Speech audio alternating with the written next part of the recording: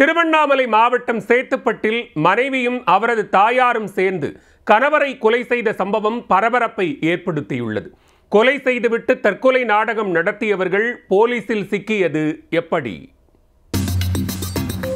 திருவண்ணாமலை மாவட்டம் சேத்துப்பட்டு அடுத்த இடையங்குளத்தூர் கிராமம் ரோட்டு தெருவைச் சேர்ந்தவர் விஜய் அதே ஊரைச் சேர்ந்த ஷர்மிளா என்பவரை காதலித்து 5 ஆண்டுகளுக்கு முன்பு திருமணம் செய்து கொண்டார்.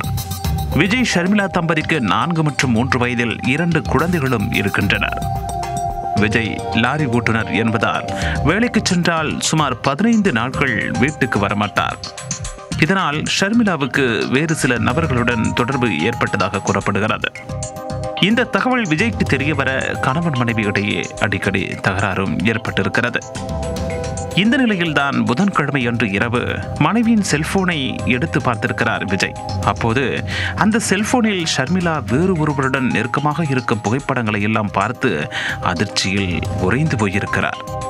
இது குறித்து ஷர்மிளாவிடம் அவர் ஆத்திரத்தில் கேட்க இருவருக்கும் இடையே கடுமையான சண்டை ஏற்பட்டிருக்கிறது. கணவன் மனைவி இடையே சண்டை நடந்தபோது அங்கு ஷர்மிளாவின் தாயார் ராணி ஃபாத்திமாவும் வீட்டில் இருந்திருக்கிறார்.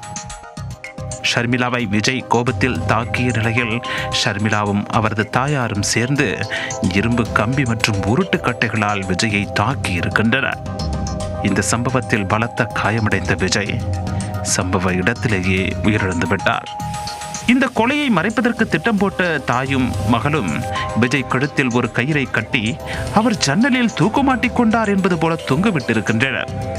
உடனே அக்கம் பக்கத்தினரிடம் ஓடிச் சென்று விஜய் தூக்குமாட்டி தற்கொலை செய்து கொண்டார் என சொல்லி அழுது நடித்திருக்கின்றனர்.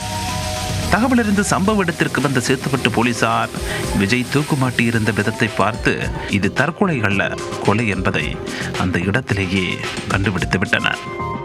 உடனே ஷர்மிளா மற்றும் அவரது தாயாரை கைது செய்து காவல் நிலையத்துக்கு அழைத்துச் சென்று விசாரணையை தொடங்கிய போதுதான் அவர்களும் தாங்கள் கொலை செய்ததை ஒப்புக்கொண்டதாக போலீசார் தெரிவித்திருக்கின்றனர். ஷர்மிளா மற்றும் அவரது தாயார் ராணி இருவரையும் சேத்துப்பட்டு போலீசார் நீதிமன்றத்தில் ஆஜர்படுத்தி வேலூர் சிறையில் அடைத்துள்ளனர்.